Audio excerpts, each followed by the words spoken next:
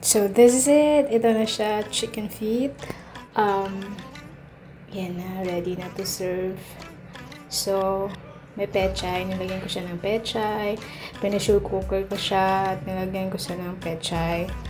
And, ayan na yung resulta. So, kainan na. Yan na. Masarap din naman siya, pero pwede mo rin siyang adobo, dried adobo with sili. And, pwede rin ganyan. Tapos, lagyan mo sili. Ito na siya. Ooh! Ang dami. Yes, marami. Kasi, tatlo kami. Kumakain nila ng ganyan. Ayan nga, nilagyan namin ng sili para na-enhance yung kasarapan. Kasarapan. Pag may sili, mas masarap talaga siya pag may sili. Kaya, nilagyan namin ng sili. Kung mahilig ka lang talaga sa maanghang. Kasi, hindi naman sobrang anghang. Sakto lang. Ayan na. Ayan na yung pressure cooker ko to siya. Tapos, ayan na. Malambot na talaga siya lahat. Kasi ayaw din naman lang yung sobrang lambot. Yung ganyan lang, pwede na sa kanila.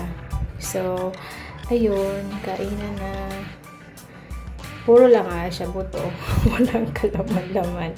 Pwede siya pampulutan kung gusto niyo maglasing at uminom ng sabaw. Lagyan niyo maraming sili.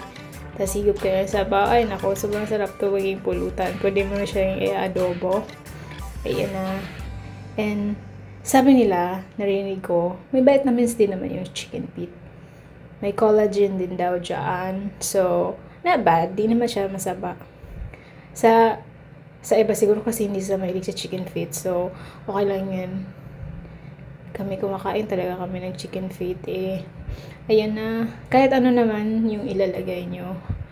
Depende yan sa inyo kung paano nyo siya niluluto.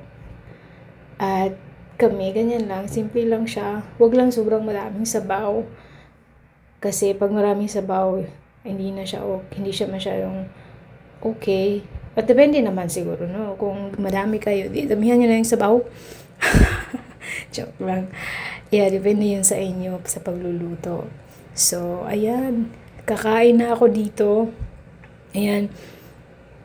Tanghalian to. So, ayan. Kakain tayo ng chicken feet. So, excuses sa mga hindi kumakain ng paa ng manok.